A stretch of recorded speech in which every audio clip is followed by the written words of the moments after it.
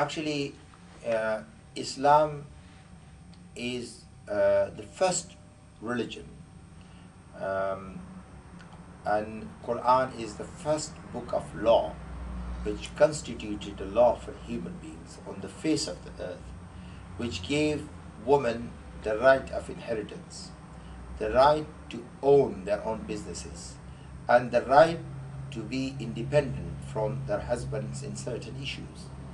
And therefore, the concept of or awareness of the rights of women in Islam is the problem with where people, wouldn't say ignorant, but I would say, lack of education, not knowing about the Islamic values and the Islamic, prideful, culture, the respect, the dignity for a mother, sister, and wife.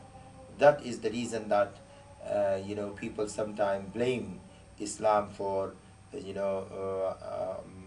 oppressing women. I think it's because it's so important for a woman, for a Muslimah, to wear hijab, because it first of all obviously shows to people that you are Muslim, but secondly it makes them look at you, well, hopefully makes them look at you more respectably. It gives you more dignity, more modest about yourself, and it avoids any sort of lustful gaze from men. Well, hopefully, inshallah, it does, but whether it works or not, I don't know. I first started wearing hijab during Ramadan this year. It was quite a difficult time, but it was one that I felt was a right decision. When I took my child, a lot of things going on. That women are oppressed and people are being brainwashed. But I don't, before, and this, especially now I'm a Muslim, I don't really look at what the media is saying, what the general consensus is.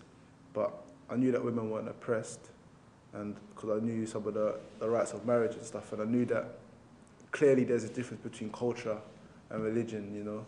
It's like in some cultures and backgrounds, they're Muslims, but what they do is not Islamic. It's more to do with culture. So I knew that what they were referring to a lot of the time wasn't oppression, and it was more culture and not religion.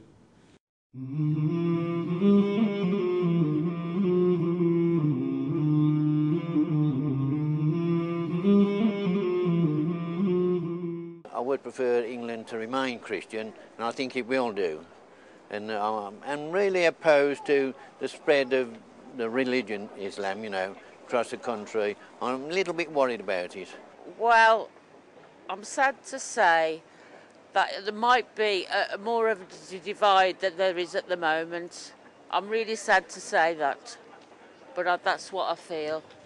And I think more needs to be written, and more needs to be on television, on the radio, explaining Islam, explaining, or just all about the Muslims. I think we should know more, and I feel guilty now that I don't know more than I do. Because of the mass media, because of access to so many channels of different kind of media, and people are coming close to spirituality, what they are looking for, and it's easily accessible. So lots of people are turning to Islam.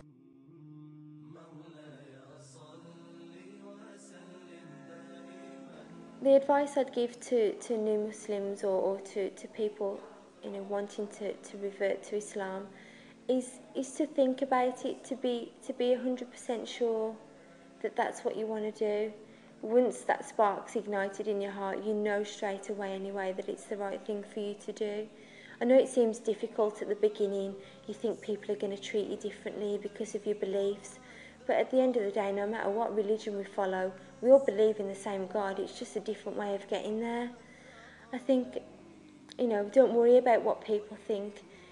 Allah is the only one that matters, really. And, if you've got that true belief in your heart, then He'll make the path easier for you.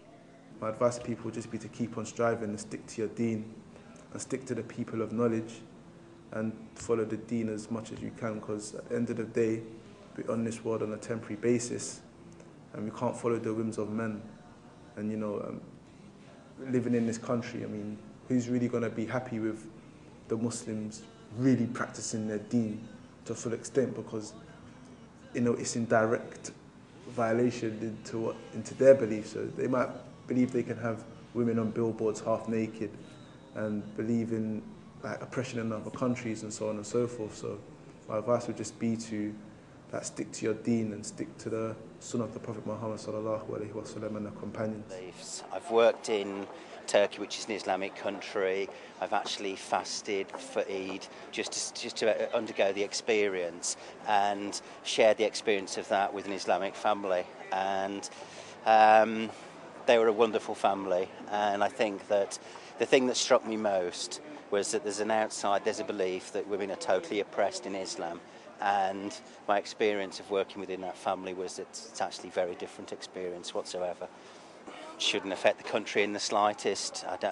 If more people convert to Islam, but I don't know. There is a tension there, and my personal belief is that it's there because of the aggressive policies of the UK and the United States. Basically, it seems to be that there's a different set of values for how Islamic countries can operate and how other countries can operate, and I think they are the root cause of all the tension.